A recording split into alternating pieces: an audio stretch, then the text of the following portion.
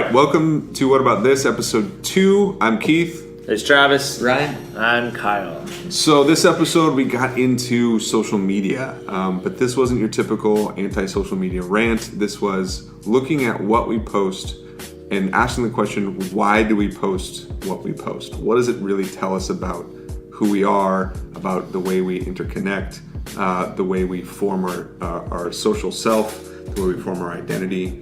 And so we're really trying to go about this and pull apart what the post really means in a bigger picture, right? In a bigger context. So that's what the episode's about. We still have our sponsor from last episode. So Kyle, why don't you tell us about that? Yeah, What About This is sponsored by Always Green Synthetic Grass. Check them out at agsgrass.com for all your synthetic landscaping needs. All right. So let's roll the episode.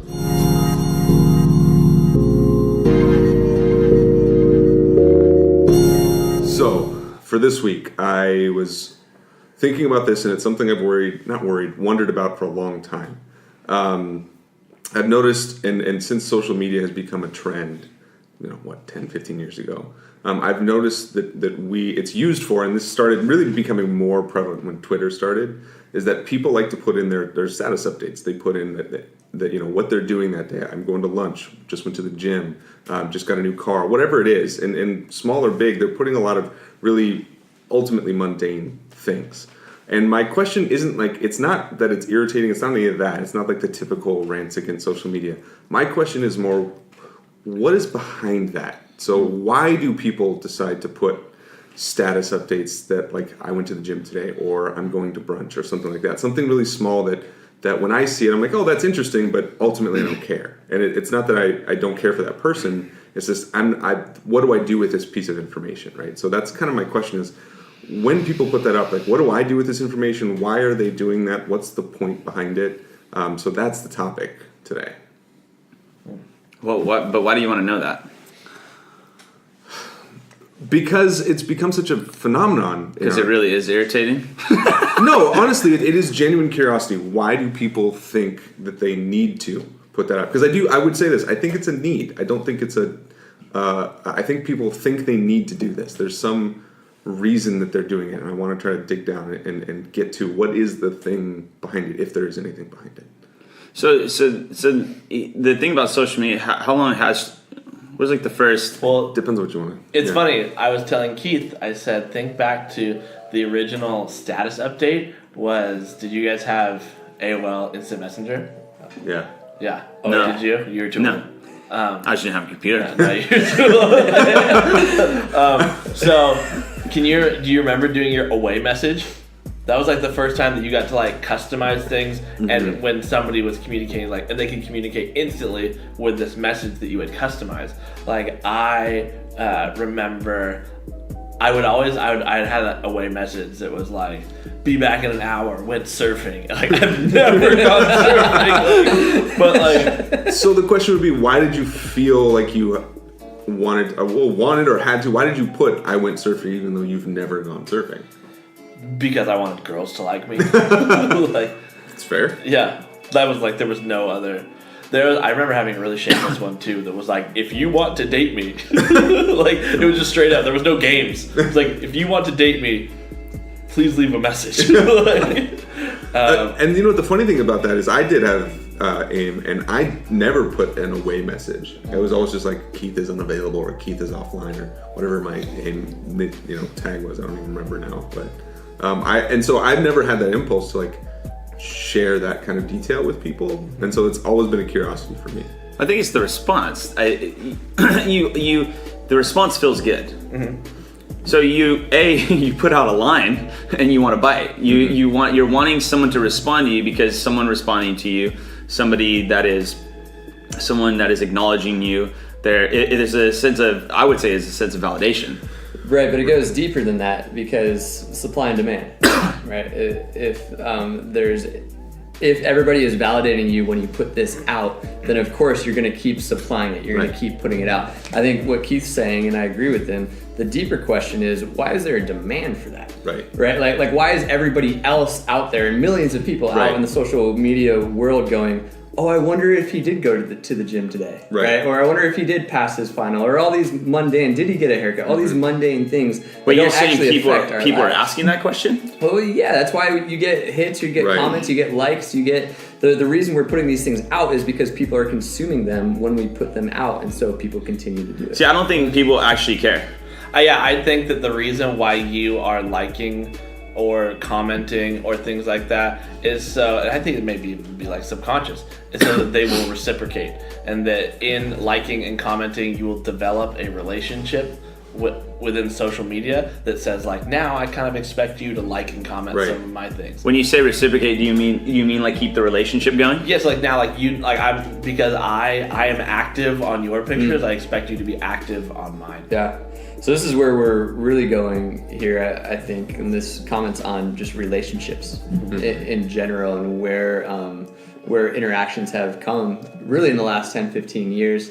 And we've gotten to kind of be on the front line of that and see the difference where now, you see a kid and they can't have the one-on-one interaction as easily as they could have in the past because it's all over social media, right? So it really does feel like this change that you're pointing out has changed the way that we interact with one another.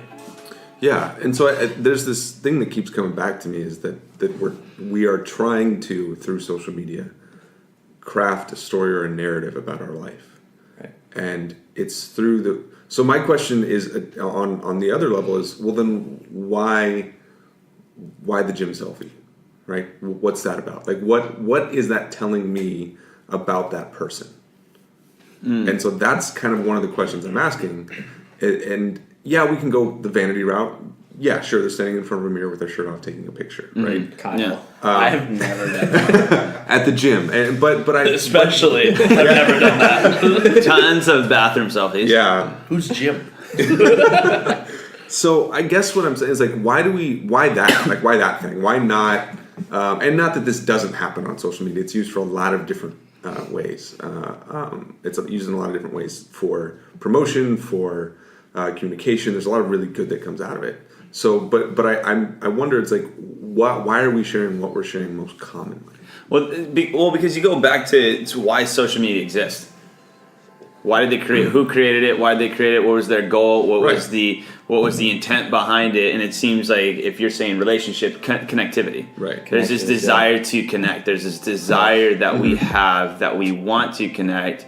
And so, in and of itself, it's not like it's. And I don't think you're suggesting that it's this evil or anything. No, but you are asking, well, why does he do the gym selfie? Why does she do the gym selfie? Whatever, and is because he wants to connect with his friends. Right. His friends want to know what he's doing. This is another avenue, another tool for us to get connected, for us to be plugged into each other's lives. Or I don't get to see you that often, and so now I get to know what you're doing, but. Then there's this idea of self-promotion, this idea of I'm making my life look better than it really is, and so I would say that at the core of it, that there's this deep desire to connect with other people or to be connected, and I think that it's me personally. I think it's gone.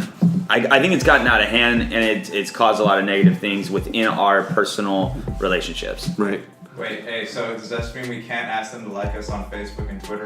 No, they still should. No, So follow us on Twitter, like us on Facebook. We don't, yeah. Now. Yeah, that's fine. Hit pause. In fact, we'll wait. Yeah. And then. All right, cool. Yeah. So here's the interesting thing, and I know you're talking about like they want to connect and like with other people and things like that, and I'm actually thinking in a different route. I was watching something on there's this YouTube channel called ASAP Science, where I like it because they draw things for me, where they're like, you're probably dumb, so here's how I'm going to explain this to you. And they said, well, let me ask you, when you're having a face-to-face conversation, what percentage of the conversation do you think you get to talk about yourself? Right. What do you think? Face-to-face conversation. 30%.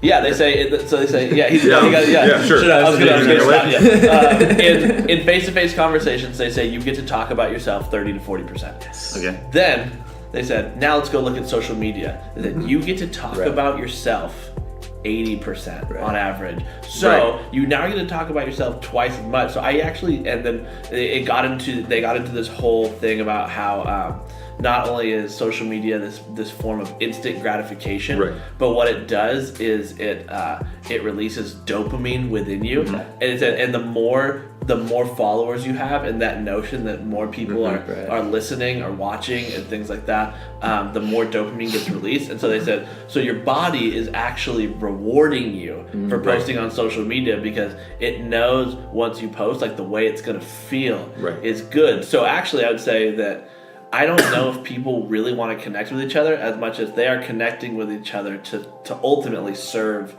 themselves. Does that make sense? Yeah. So it's still for me, it still raises the question that this is a new form of technology, right? This digital space, this digital, if you will, digital self, right? That we're creating and crafting through our posts and social media and all that. But that obviously that hasn't been around for a long time. So I was thinking like 50, 100, 250, 500,000, 10,000 years ago. How were people doing this? Or were they doing this? Were they talking about themselves? And if they were, how? And if they weren't, why not? So where does that come from in some sense is what I'm thinking. The constant self-promotion. So what Kyle's saying is this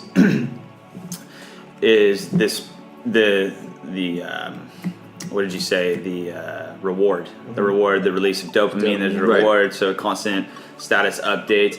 It's very interesting too, all the different platforms and how different types of people use it. And so Twitter, even Facebook. So you have this huge disconnect between like teenagers who are uploading only like really albums of themselves on Facebook, but they don't like post. But then they post like the big moments of their life on Instagram. Twitter, they're retweeting memes and their friends, and there's kind of this back and forth. Later, you have Snapchat, and they're snapping each other, and they're kind of doing it. And it's all going back to what you're saying, all this research that they're finding out about this instant gratification. Well, I can't remember who said it, but they talked about in the last 30 years this whole idea of having high self-esteem, maybe even 40 years now. High self-esteem is the thing that everybody is promoting, pushing. And in our culture, more of a Western cultural narrative of you need to have high self-esteem, which means to esteem yourself. To esteem yourself.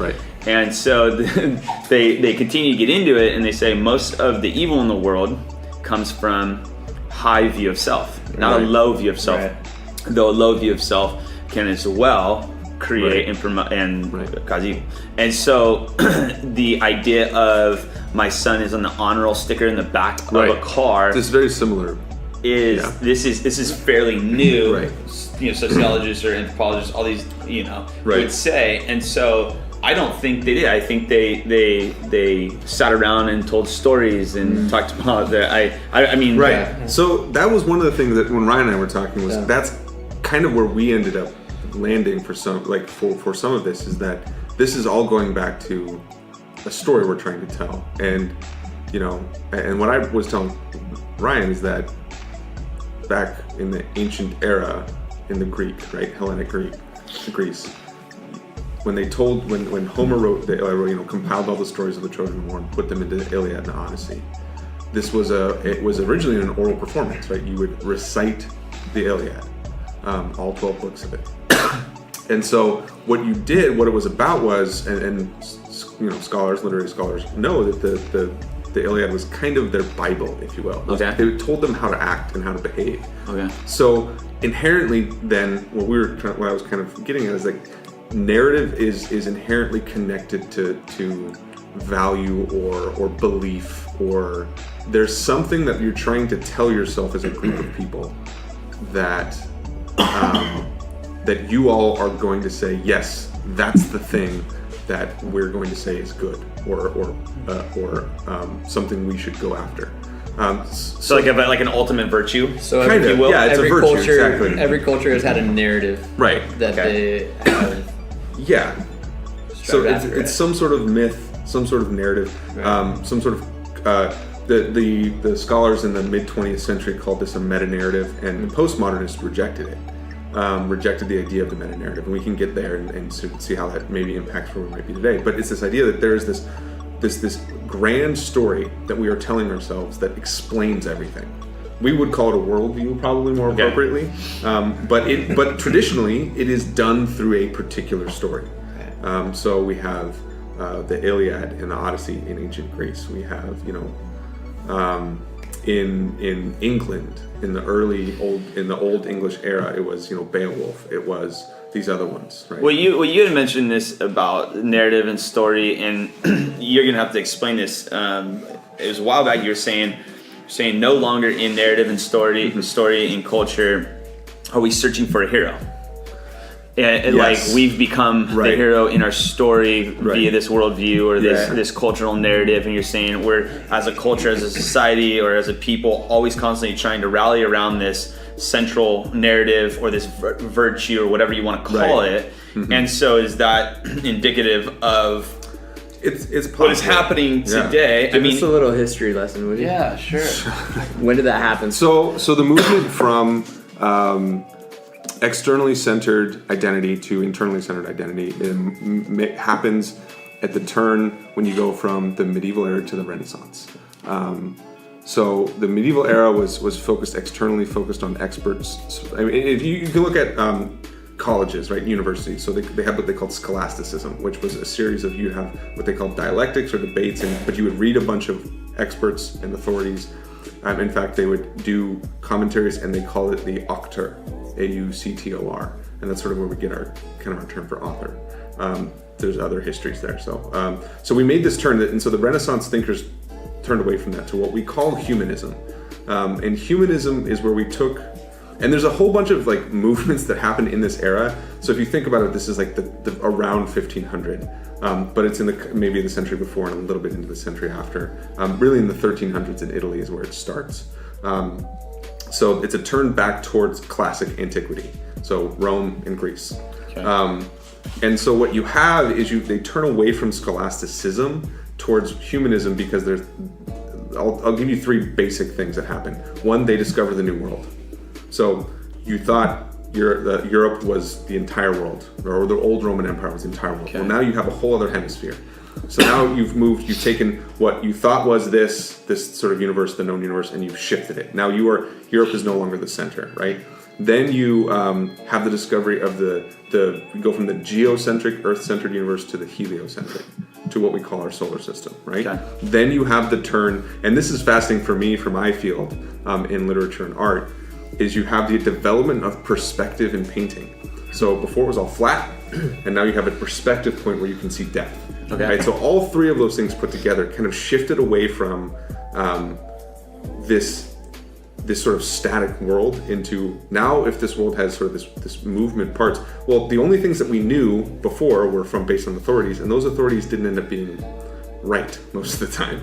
Okay. So now it's like, well, how do we know the world? Well, if I can't rely on these things, authority, if I can't rely on this, I can't rely on this, science as I knew it, if I can't rely on scholarship as I knew it, what can I rely on? And this is where we get the very classic idea of it is, I think, therefore I am. Cogito ergo sum, right? Mm-hmm.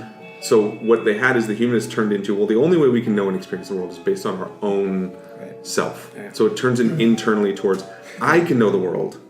Now, the common conception is that then, and this did happen, I will not disagree with this, that immediately turned to secular humanism. Okay. That's not necessarily true.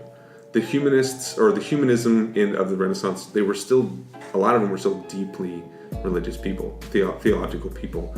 But what you had was the church had attached themselves, and this is a separate discussion, church had attached themselves to certain scientific beliefs that we lost them. So that's where we get that started. So you have this turn towards the humanism.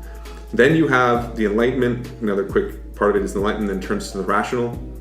So they're saying, well, if the human is the one that can be the center of knowledge, meaning I can experience, the only thing I know about the world comes from the self, as a concept, not just me.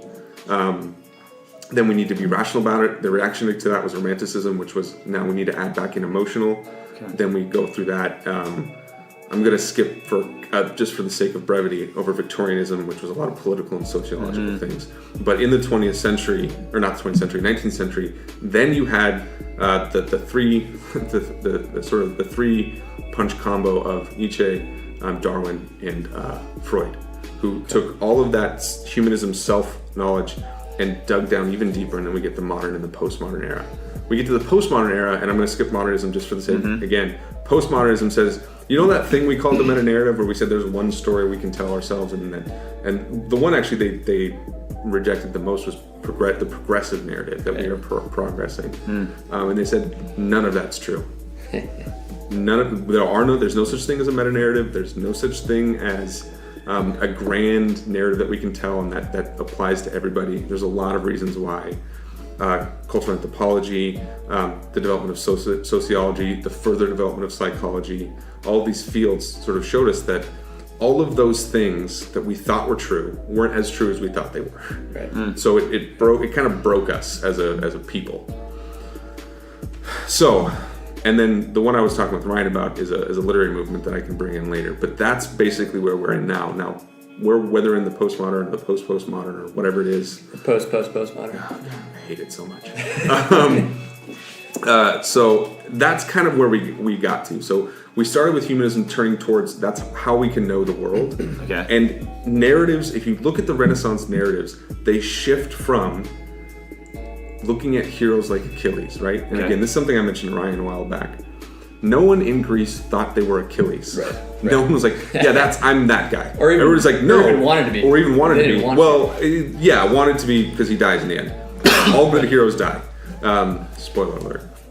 But they said they're not saying I'm going to be Achilles. I wanted to see that. They're not. I'm not Achilles. I'm going to try to be Achilles.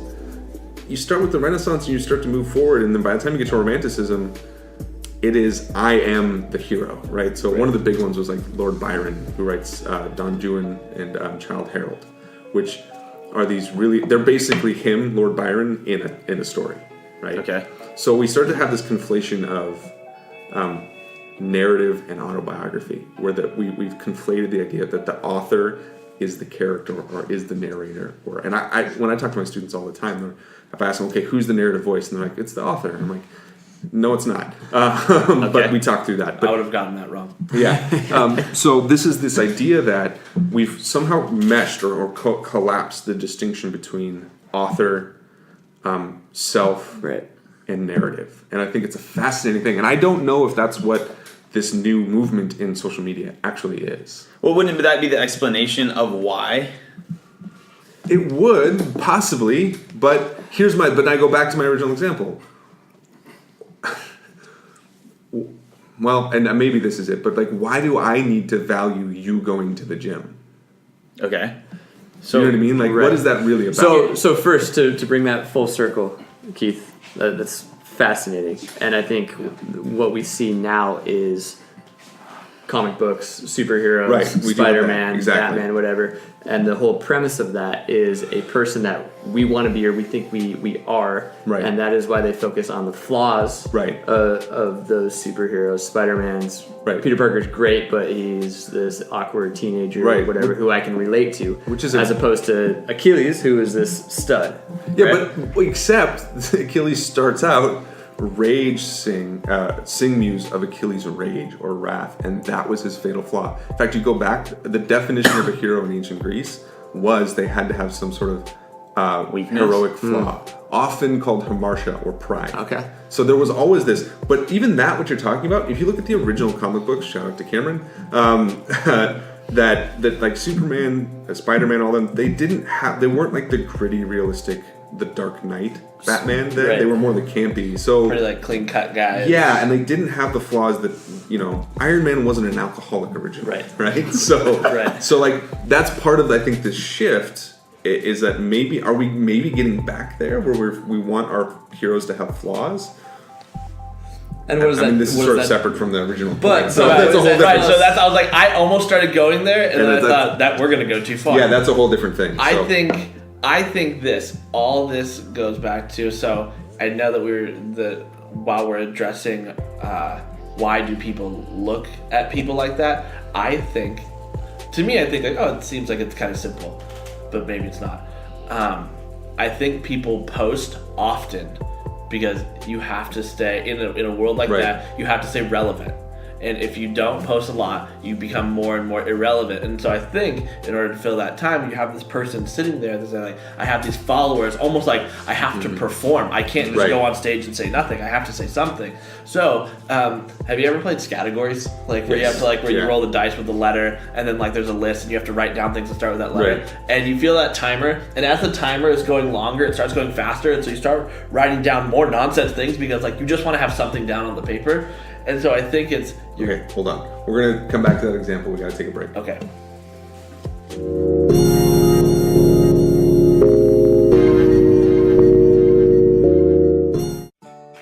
Hey everyone, if you're in the Southern California area and are looking for the best way to improve your home, look no further than adding some always green synthetic grass today.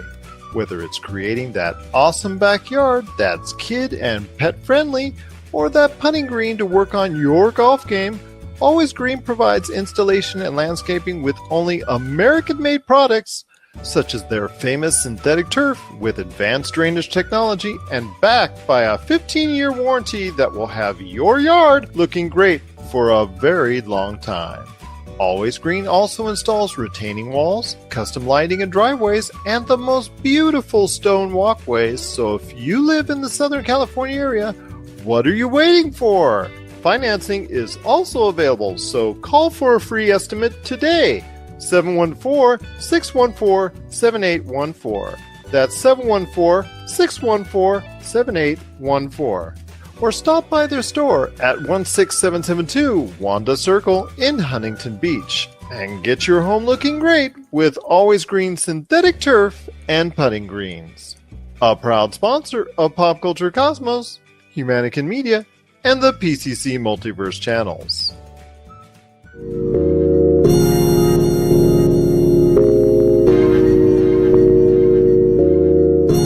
Okay, so Kyle, you were talking about categories and the timer rolling down.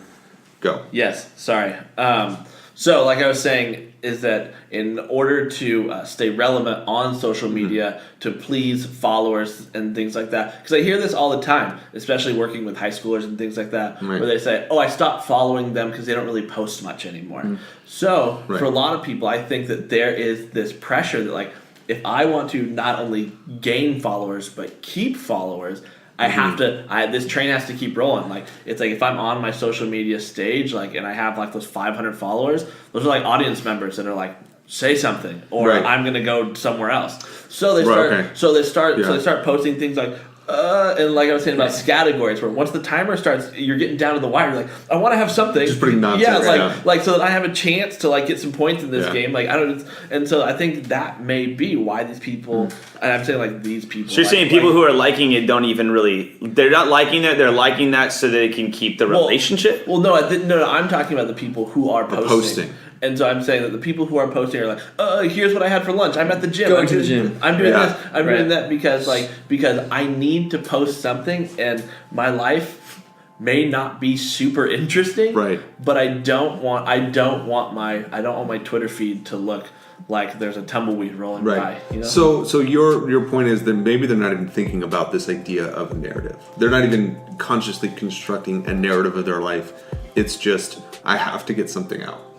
I think it could go back and forth. I think there are posts that are thought out and posts that are simply derived from the thought of I haven't posted in a while. I should put something.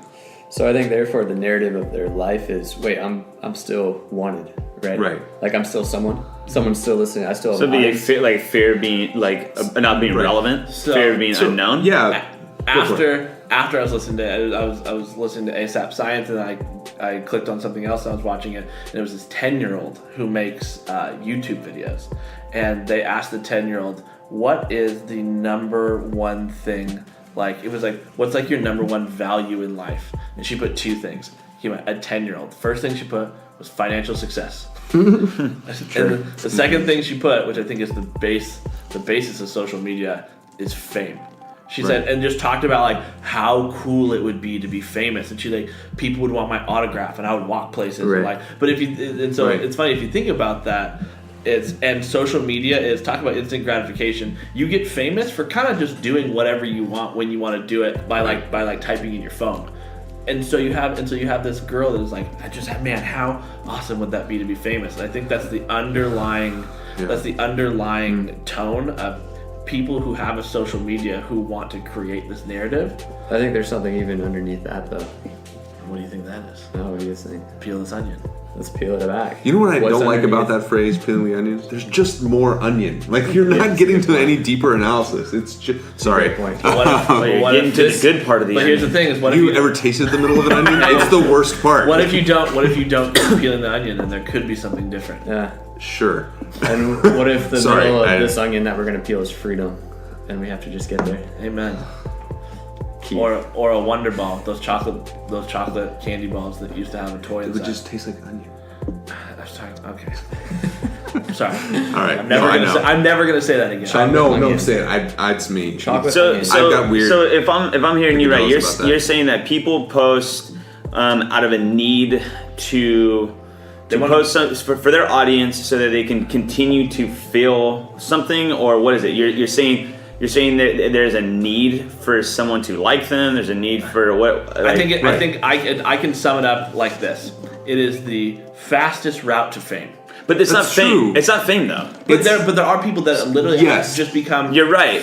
But I guess So their here's- desire to be famous though is what? Why do they want to be famous? They Right. don't want to be famous. Because- they want what fame gets you, what they think fame gets you. They want to be loved and adored, and they want the attention. So that's kind of what I was getting to with the whole narrative thing. Is like there is this, like, again, ancient Greece. We want to be like Achilles. We're not Achilles. We want to be like him. That's a value we're going to affirm.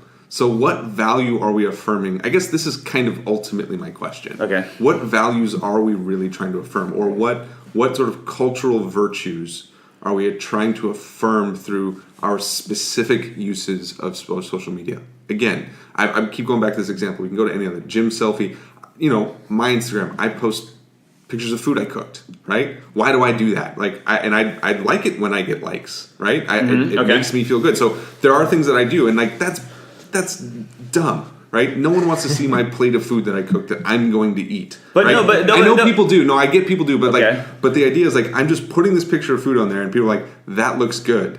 I have a friend who he's at work, and every time he pulls up, he talks to me. He's like, every time I see your Instagram feed, you're always making me hungry, and I'm like, that's not really what I'm going for. But the goal. yeah, but this going for idea, I just want you to like me. right, exactly. So if there's a way that I do it, it's some sort of in that way, right? So what are we? Is it even about the specific posts? Because that was my original thought. Like, oh, what is okay? So you post a gym selfie. Maybe they want me to affirm that physical fitness is important because we've lost the central cultural narrative, right? No, they want you to think they look good. But even there, that's an affirmation of physical. I mean, I would say like even in that, like there's this idea of the physical body, and we The have this, I am like, into physical I fitness. have fitness. My body is fit. That kind of stuff. And if I like it, then my original thought was, well, have I affirmed that value in our society? Is it because we don't have our Iliad? Is it because maybe we've lost as a society? We've lost. I mean, Our narrative. for like we've lost a narrative that we're trying to tell, and that we feel a little. Or is that the narrative? Or is that exactly? I was saying before the break that we were that is what is our Iliad? Like what is our central cultural myth, our narrative? And you were going to bring up something. So I was suggesting that this is our Iliad, if you will. Right. Right. This is the thing that we have rallied around. We've focused around as a culture, and I was thinking about social media in and of itself because Right. that is exactly kind of what we're talking about. Is you have Facebook came out of Right. this desire to. It seems like wanting to access a certain group of people or Right. be known out of frustration. And you have Steve Jobs who he seemed to be a guy who isolated himself, but that desired to have connection. Right. And if you know his story, he was adopted. He didn't know his birth parents. Is that right? And so he designs the screen so that you can look upon yourself. That is actually like I'm paraphrasing, but that is exactly what he said. So it's to see you in the iPhone. Right. Therefore I am. And so that was his focus on the Right. design. You have this guy who's known as this jerk, right? Right. All of his friends, you've seen the documentaries and the movies, and this guy they said he wouldn't even talk to his mom unless his mom was one of the main 6 people that can get him to this platform. And so you have this guy who is so desperate to be known and to be loved, and this is where I'm going with it. It's his desire to be known, what is it, that phrase, fully known and fully loved, like fully just accepted, affirmed. You get into this idea of fame. And so he's this very isolated guy who will cut out anybody in the moment, but yet he's creating this mechanism to be connected 24/7. So what is that about? Even in his attempt, he is this guy that will cut you out, yet is creating this machine to be connected to something all the time. So this is the danger, right? And I think where we've got is a culture that is so connected and yet not at all, because it's a counterfeit connection. Right. So one of the things that I think is interesting is the shift. One of the other major shifts where this kind of begins, and Renaissance, we go back to that again, is that ancient Greece. It was oral literature up through Rome, up through most of the medieval. I mean, you start to develop language and all that. Before that, it starts to get written down. In the Renaissance, we have the printing press, and now we can start to disseminate narrative through text, through, and I use that term specifically, with regard to our conversation, right? Through text. So it becomes a text-based or textual narratives, meaning you now spread it out. So if you wanted to hear a story in ancient Greece, you had to go to a spot. Face to face, go to the theater. if you will. Not even face to face, maybe side by side in a half circle, looking at someone performing. But like human interaction, right? It had to be that. And so everybody could say that is the narrative we're going to go with. Once you start spreading out once you start developing, and again, this is my life. My job is based in literature and text. Yes. So I understand the disconnect here.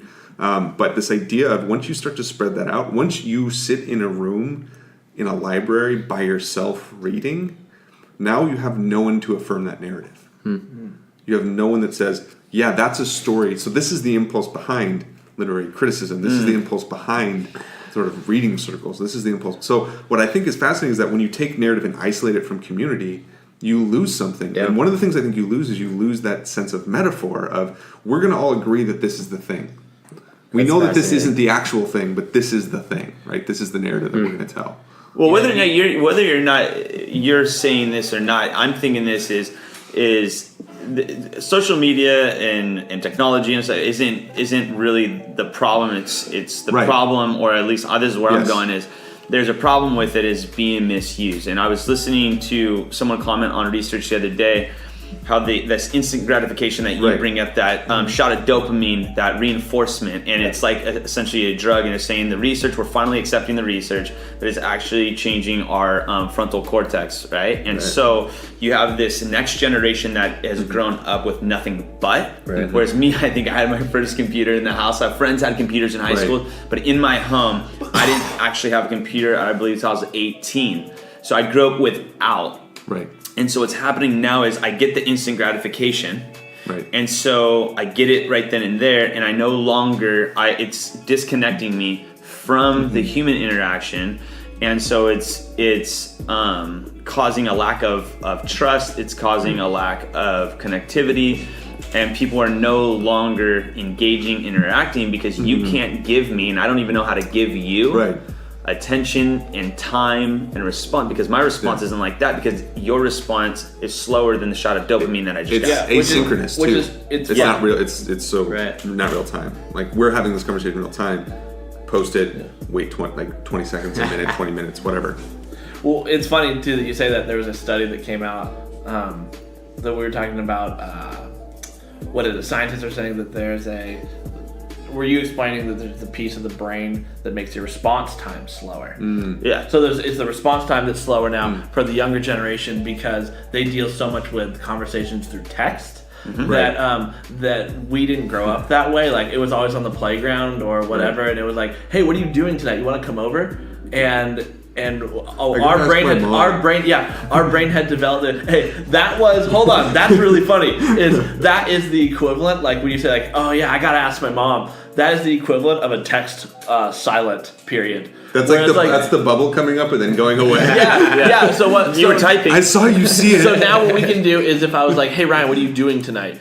You can now see that text and think about what you want to say, Right. and like and maybe even go and try and figure out some plans. Weigh over my here. options. And then and so it's the piece of the brain that deals with the instant reactions Those to things decisions. Yeah. that is proving. Scientists are finding it is much smaller than. Well, and they're saying that your brain is starting to. It's very much so. It's similar to that of an addict, like a drug addict's brain, the way it's being wired. So now you get into why are they doing it? Well, because now it's out of their control. Right. They're an addict, and it doesn't seem like they're an addict, and so we've rejected that. Right. And so that's a big reason why you're posting, your toast in the morning, Right. and then a back selfie, over the shoulder. And I think those are just other things that we're seeing that are valued. Right. Right. Good food. Right. Good bodies. So of course I'm going to post that because I want to be all of those things that says I am. Yeah. I am this individual that everybody wants to be. Do you Right. see that I'm that? And if I am that, and you guys all see and like that I am that, then I am. Right. And I am enough. I am Right. okay. And this is the thing I get into is you have, the pretty girl or whatever. And so she posts the picture and then there's like 7 comments about Right. how cute she is. And what she does is she knows she's good. She knows she's good looking. She might be insecure, right? But like she knows. And so you go, oh my God, you're so gorgeous, hard eyes, all these different things, right? And then she puts back on there, you're beautiful too. And I'm like, no, she's not. Like, We talked about this already. Yeah. We don't need to go here again. But it goes back to even what Kyle's saying Right. is keeping it. And so you start talking to people and they go, well, why are you liking? Well, because Right. I gotta, and they feel pressure. They feel pressure to like and to follow those Right. people, even if they don't want to, because now this is a social norm. And now I don't want to be mean. I don't want to be a bad person. I don't want Right. to be, and so. Or I want to make sure that they affirm me again next time when I do this. So Exactly. I'm gonna affirm them back. A big thing that- They're complimenting. Yeah. I think Yeah. a big thing that you notice that what happens within staying relevant too is were you ever in class and you farted? And all of a sudden, like, you're around the girls, and you're like right oh, now? hey, so you go like this. So you've worked your way up like the social ladder, hey, and then you fart in class, and you're like, oh, and no. and you just get set back down. But And- or you make farting cool. but hold on. Here's what I'm saying is that you'll find a lot too that with people that have built up this relevance, Right. if they post something and it doesn't get a lot of likes fast enough, you will find it deleted very quickly. Why? Because they farted in class. farted in Yeah. But the thing is Right. that you can retract the fart. So this would be, again, I'm trying to like sort of wrap my mind out. So that is the equivalent of not being affirmed in a social setting, right? That is what that is. Yeah, right? almost like if you post something and if it doesn't get enough likes Right. fast enough, or as much as you feel Right.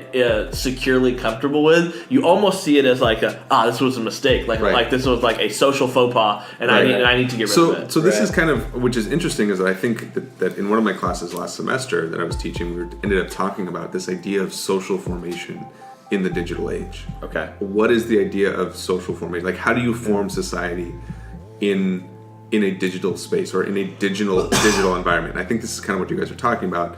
So again, I don't want to keep wrangling it back here, but again, to me, this speaks to there's something that we are circling around that we're saying we don't want to say what the thing is, right? That's why we have the gym. So again, the food selfie, but the food thing, or these issues where it's like we're not comfortable identifying. This is kind of what, to your point, like we're not comfortable identifying this is valuable, this is not, or this is what our society is going to be about. So like we kind of throw these things out there. So we've gone with the safe thing. We know that people are going to like a gym selfie. So right? you're saying You know what I mean? it's safe self-absorption? Kind of, Like, yeah, kind of. Like, yeah, a little bit, right. It's because it's socially acceptable. Right. So now Right. I can almost even mask this this photo where, because nobody posts the anti-selfie, the ugly selfie. I'm not going back to Right. that. But what I'm saying is nobody posts the picture, and to his point is I know that Right. working with teenagers is that I know for a fact that if one of their friends posts a picture of them that they don't like, that they text them, say, take that picture down. Or the famous happy birthday Instagram of their friends, they always look good in the photo, but their friend, they could care less if their friend looks like trash. Yeah. Right. And so they make sure, so what they do, they mask it with some like, it's just loving Thursdays or something. I don't know, whatever it is. And it's their excuse. That was the TBT. The Throwback Thursday was the excuse. And so we mask the excuse with, do you see me? So here's, sorry. No, go ahead. So here's my thought is, do you think that, and this is I'm kind of out of left field question, but do you think then we've lost the ability to understand that thing is not actually me?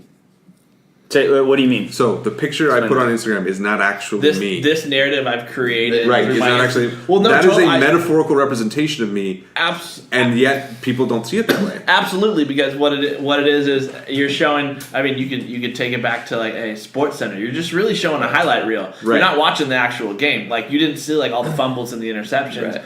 All you saw was the big plays and I guess not end score yet, but really you're just showing all the touchdowns right now. Well, yeah, the psychologists talk about this dark side of yourself, the Machiavellianism kind of the shadow self. Yes, and so you have this culture amongst moms where their kid has peanut butter in their diaper and on the top of their head and is chucking their little brother. Right. But then your friend posted a photo of their kids, I don't know, just doing something awesome, holding the little brother. Right. And it's causing depression, they're saying, within. And so there is this like, look at my life, and I think there's this deep desire in our culture that says, I have no bad days. Right. My life is good. I'm happy, because that is a narrative that the goal is to be happy. What do you want your kids to be? Happy. And so I am happy. I'm always happy, and anything outside of that is wrong, which makes me wrong as a self. Right. And so we're always and Henry Nouwen, who I love and I read he says that at the subconscious and even conscious level, every single day, the question that you ask yourself is, who am I? Right. And we're always constantly, as humans, trying to ask, who am I? And he says, you try to answer that in 3 different ways. I am what I do, I am what I have, I am what other people say about me, good or bad. And I would say social media is, and he's saying one dominates you ultimately all the time. And he's saying how you answer that is usually, he says, those are all those 3 ways are the wrong way to answer that, because they fall short of, they'll never give you a self that can last past, what if you lose everything, what if you don't have everything, what if people say, and then you get into the good and bad. The good, I have to live up to the hype that you guys are talking about, and it's all in the name of a sense of self, of self-worth. And so be it avocado toast or the back selfie in the gym, whatever it is that you use that is affirmed by society, that's okay, because that's what we do. We mask it with the TBT. We mask it with a cute little phrase like, I love Mondays, or staying on my hustle, or whatever. Everyone's like, yeah. Right. And so... so for me, like, one of the things, I don't want to be like... I'm not trying to be difficult on purpose. This idea of... So I get that they're trying to develop a self, but again, like... Why through the mundane? Like, why those details? Why that? And again, this is kind of where I started to wrap back into that. Like, why that? Why not something else? Some more profound. Like, why not? Because life's not profound. People do use this. But here, there are. I follow some like photographers. I follow some people where they are trying to use Instagram to create art and to create metaphor about themselves, which is interesting to me. Could you say this? Is that your relevance, you post a lot to build up this relevance, and so you're basically saying, why can't we post things that are like just a big deal? And so, yes and no. Yes and no. So you're building up your relevance. You're building that, like, say you post enough to where you're getting a couple hundred followers, a couple thousand followers, and then you're getting up into your 5 digits, where you got like 10,000 followers. Well, now all of a sudden, by society standards, now what you're posting is a big deal. I know. Watch how many people they get frustrated when they seriously sit there and think and like plan out what this post that they're about to do, and they get like 20 likes on it. But then like you'll have a celebrity post a picture of like a peanut butter and jelly sandwich, and it gets like 1 million likes. I know. And so now all of a sudden you're like, why can't they just post something that's like, why can't they only post things that are a big deal? They have now, because of the narrative that we've created, that if you have a lot of followers, that you are a big deal. And so now they can post the peanut butter and jelly sandwich, and it actually is a big deal because all the followers have decided that it is. So and I get the big deal thing, but my other point is like, have we just lost imagination then? Like, why do we think the peanut butter and jelly sandwich is the big deal? Like, why isn't it more? I guess here's the thing. Do we think the peanut butter and jelly sandwich is a big deal? I don't think we do. I think we recognize we, if you will, in a sense, we obsess over and we make that of high value, that person who he's saying, the famous person, who's actually famous because they're actually. But again, it goes back to this is what we. But it reverts back to. Okay. So then we value that people. So the thing that gets likes is a peanut butter and jelly sandwich. Them eating it because they're a celebrity. So then instead of posting the really creative, imaginative post, I post my lunch and I get 50 likes. Whereas if I put something unique and interesting, I'll get 10. You know what I mean? Okay. So my point is, if we have a limited number of we have a limited amount of creativity in our life, right? Everything we're putting out is in some sense creative, right? So my Instagram is a creative endeavor. Why am I wasting it posting when I cook for dinner? Yeah. You know what I mean? Like, that's my point. Is like, why are we wasting it? Well, hold on. A picture of me of someone at the gym, or you know what I mean? That's what I'm saying. Like, why the mundane? Why have we turned that? Why do we think that's okay? You're saying everything we're doing is creative. We're creative beings. Well, right? I would say essentially. Well, yes, but I would say in particular this case, like I would say that people. But food can be. I follow. I follow more because I want to go there if I'm ever in the neighborhood. So I always kind of keep it on the flow or whatever. I follow, foodie, LA foodie or whatever. Yeah. And so some of these posts are just aesthetically pleasing, and I'm like, and I could get lost in the texture and the color, whether they put a filter on it or not doesn't matter. Exactly. Maybe that's their way of getting me there. But I would say you're not necessarily being creative. As much as you're saying is it not moving us forward? Maybe. Yeah, maybe. And one of the other ways I was thinking about this is not only social formation, but social construction and socially constructive. So maybe I'll put it in the bluntest term. How is the gym selfie helping us as a society? Yeah, and one guy would argue, that's so inspiring to me. Right. And that's possible, and so that's what I'm trying to dig underneath, right? The idea is that now. So are we seeing cultural value in there, or are we just seeing? No, you're right. No, Ryan's right. That's not the motivation of why they posted it. That's what I'm getting to. And it's frustrating, and to your point, Keith, when we trade creativity in for vanity, right? Or we trade creativity in for wanting to be known, or this false substitute. And I think what you're saying is, no, if we could lay that aside, then we would be free to be the creative beings that we were created to be. Well, but even to Travis' point, I think people do think that's in some sense creativity, right? I think there are people that way. So like everybody with an iPhone camera is a photographer. Maybe we're getting back to something you and I have talked about as well. Is like, again, have we lost this sense of myth and metaphor? Yeah. Have we lost a sense of something meaning other than what it is? Right? So the gym selfie is about physical fitness. Well, that's a really obvious thing, right? It's not too bad. There's not too much of a leap to go, well, that guy looks good, so physical fitness is good, right? Mm-hmm. Like Achilles, everybody knows him as like this great warrior. Are you saying we don't need that post to know that? No, I'm not saying that necessarily. Maybe we do, and that's a whole other sort of topic, right? But Achilles, and going back to this, one of his other, so they all had these sort of names, so that as Achilles, and it would come with it, right? Yeah. He was swift-footed Achilles. So it was like, that tells us not only about his rage, like Achilles, the whole story is about his rage, but also about who he is, right? He is swift-footed, or gray-eyed Athena, or so these metaphors where they stand for something, right? It tells us a little bit about who they are without telling us who they are, right? So you're saying this idea, like this meaning in our world, right? Yeah. So, and again, I don't want to seem like I'm bashing those things. Right. I don't No, think you're just there's- trying to figure out I'm why, trying to figure like, out, is why this- this thing? Like, what is this thing about? Why are these Yeah. things? Why are these things the things? Why Right. are these things? Yes, why are these things about? Like why?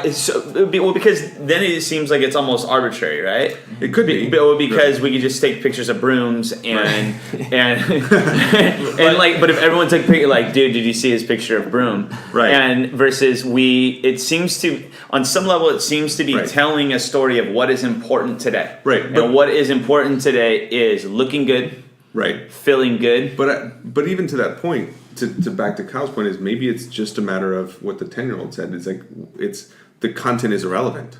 It's just the fame. Right, You know so what I mean? and so the gym selfie could be It's what just a they shortcut. what they feel is their best avenue Right. to fame, and through fame achieving like the adoration Right. of people Yeah. around them. And so then it could be too that this big thing is one of the main issues could be, as you were saying before, like, are they only telling a piece of the puzzle? So the real narrative is actually a lie. If you Right. think about it, and, Maybe. because and so what that can do too is not only damage the narrative of a culture, but if you go even deeper into that, that could be social media could be what's damaging like relationships a lot, because Right, which we you can just back say you just got in a fight with your wife, and so you guys storm into separate rooms, and what's the first thing that people usually do Right. to kill time is like go on their phone, and you look at all your friends who are married, and they're all like taking these great pictures together, and you're like, man, is nobody else fighting? Like, Right. just me. Or even if you don't see those, you're getting an instant feedback, and so now you're Right. getting a connection. Right. You are getting it. You're getting a hit of dopamine, So one of the and it reinforces. It's a positive reinforcement Right, in you. one of the best things I've seen on social media recently, and it was kind of funny. I don't remember. I'm gonna call them John and Jane. They've been dating for a while, and they would post like their cute pictures together and things like that. Then John and Jane posted the same thing on their social media accounts, announcing that they had broken up, and here's why we broke up. And it's funny because I'm like, man, you never see that. Like they decided to post like, hey, so along with all these like really great things we had, like, we broke up and here's why. Right. You're like, Which is the opposite of the person that just gets rid of every single photo they ever Right. took with that person ever off of all They media. purge the right. social But media. it's so funny because that's like, because it's, So you're saying they feel the need? no, I'm saying I think that the realness of that is refreshing, Right. to be able to go on social media and go, oh, some relationships end. Right. Because on social media it never looks like that. It doesn't Right. look like they Right. end. It either looks like they're married or it never happens. So we never have the full narrative. Right. That's what you're saying. Like, we only ever have the rising action. Mm-hmm. We never have the conflict. We never have. Right. We never have the thing that breaks. Right. So we don't have the heroic flaw. We don't Unless have it's the just epic flaw. them talking about how weak they are to look strong. Sure, maybe, but to Kyle's point, And then that we is started still, with, I never do this, but. that is still, but yeah, Okay. that is for still right the now. other Yeah. side. That is still Except for this moment right now, I there's never do this. something in that though, that there is this value in showing the thing that breaks, right, in the narrative, right? If the narrative is all this, right, it's exhausting. And this is sort of what, like, again, maybe I've talked about this before, but there is this oversaturation of meaning in everything, like, and literally, what is it? There's an ad campaign out there right now that its catchphrase is actually this is everything. Yeah. And it's like, I don't know. It's I don't know. Does it? It doesn't even. But It doesn't matter what it's a product. Like, it's a an everyday product that you use, and like that literally cannot be everything. Right. That thing. If you're Or telling like me this is that- everything, that is a strange metaphor Keith for is you. Keith is just driving just Yeah, mad. like, Like, can't be. Just, You're wrong. I want to take my TV and drop kick it. Right. But it is your TV, man. So we're gonna have to take a break because we're running out of storage. So we'll come back.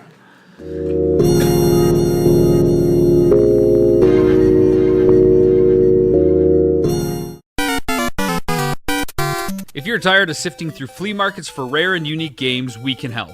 Retro City Games in Henderson, Nevada, only 5 minutes from the Las Vegas Strip, has all your favorite gaming staples, classics, and a wide selection of rare games with new stuff always appearing on our shelves. Come in and chat with Nicole or Doug about your love of games and watch as they help you complete your collection or find your childhood favorite. And don't forget, Retro City Games loves trade-ins. So if you have any Nintendo, Super Nintendo, Sega, Xbox, PlayStation, or even PC games, come in and visit Retro City Games today. Welcome to the new metropolis of gaming, Retro City Games.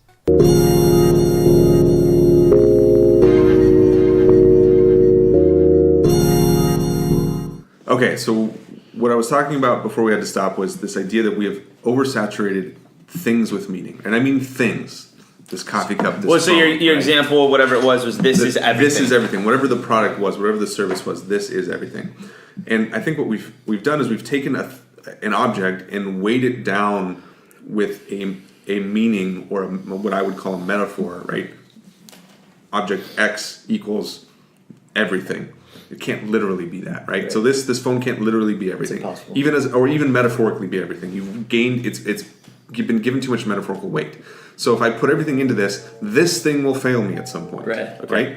So this relationship that I'm in, where I go to college, Right. The what gym. job, the new job that I Right. get, the selfie at the gym, Right. whatever, Right. cannot possibly hold the weight that we're trying to have. Yeah. hold. Yeah, but you're saying that we have given it almost too much power or meaning. Yeah, too much power, too much metaphor, right? Almost, right? Okay. And we've lost the idea of metaphor. Yes. Too much yes. metaphor. So this idea that you cannot, if you put all of that on this, or on, and again, even go to something a little bit more profound is my body, right? If you put all of your identity on your body, that will break down at some point. Okay.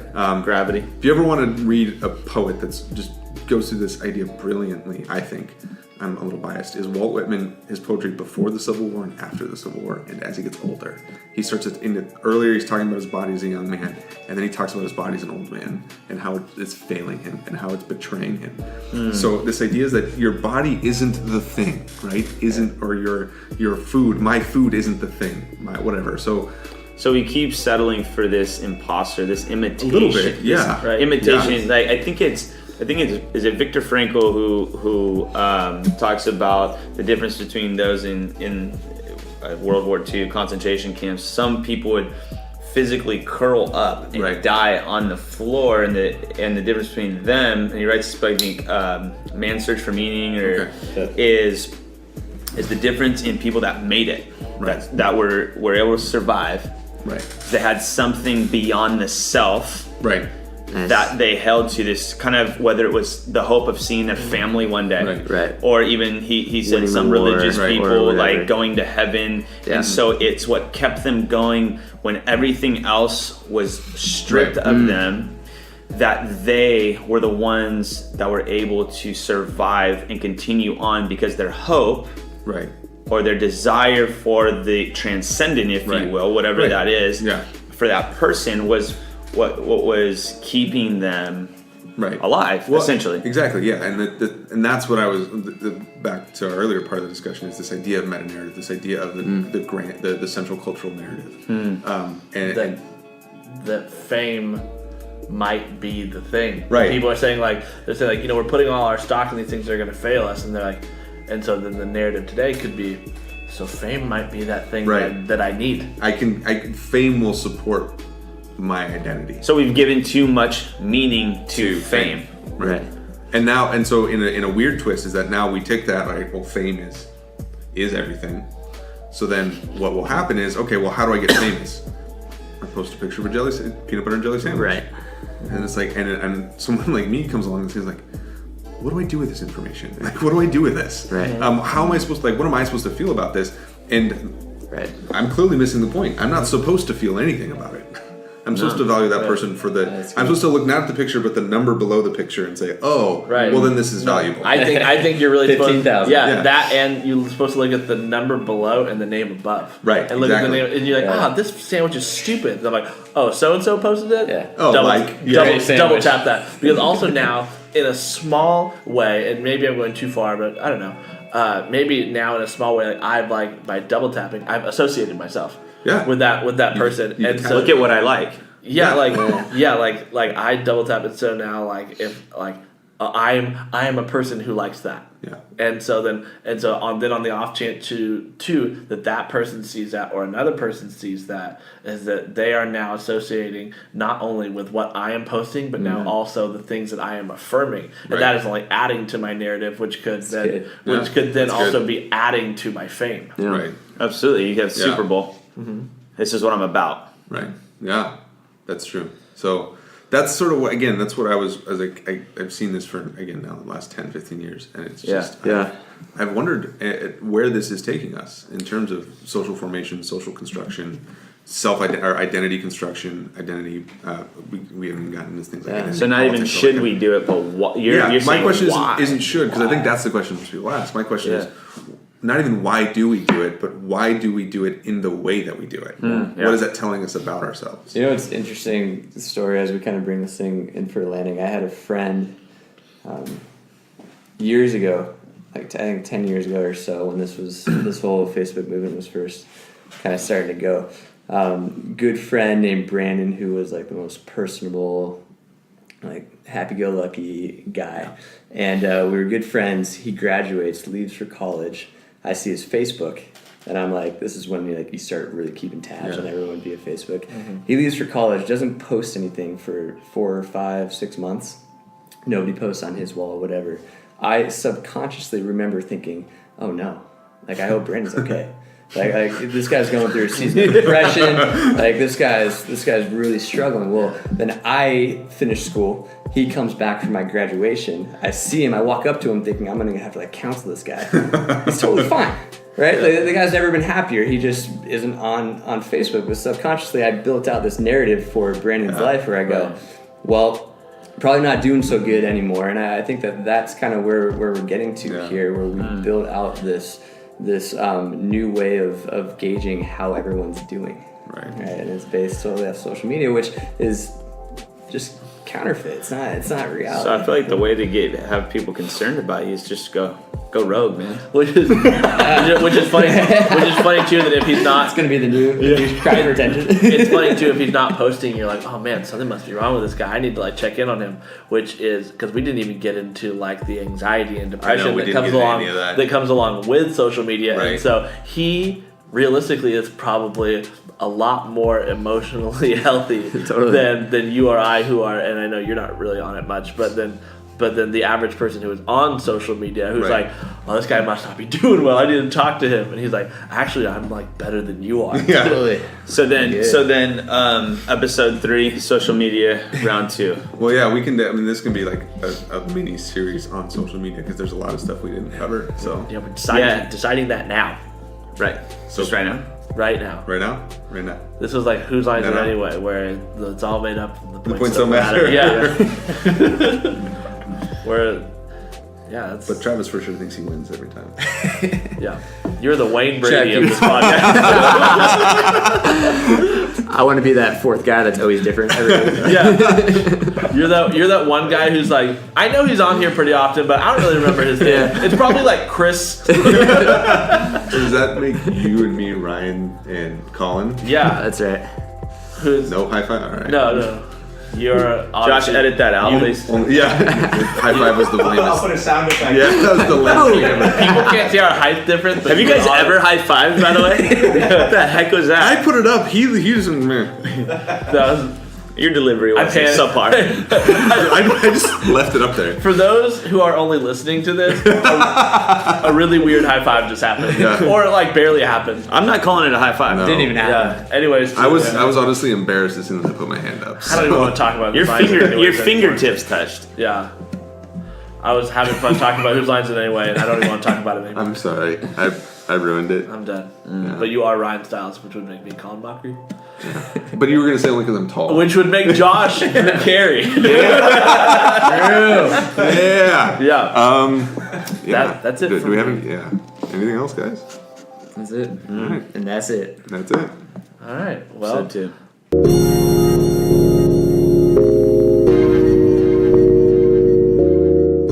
Hey everyone, Venture into the pop culture cosmos today, where you'll hear our conversations on different topics within the world of movies, TV, video games, comic books, technology, board gaming, and more. You'll also get a taste of some of our other shows within the cosmos as well. So come on and join us each week as we delve into the pop culture cosmos. Welcome to the Pop Culture Cosmos.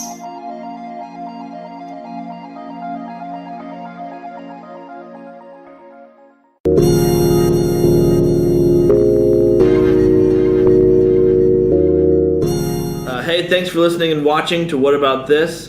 Check us out and subscribe on Podbean and iTunes. Follow us on Twitter at WAT_podcast. Shout out to Josh Peterson and Humanican Media. Thanks again, and we will see you next time.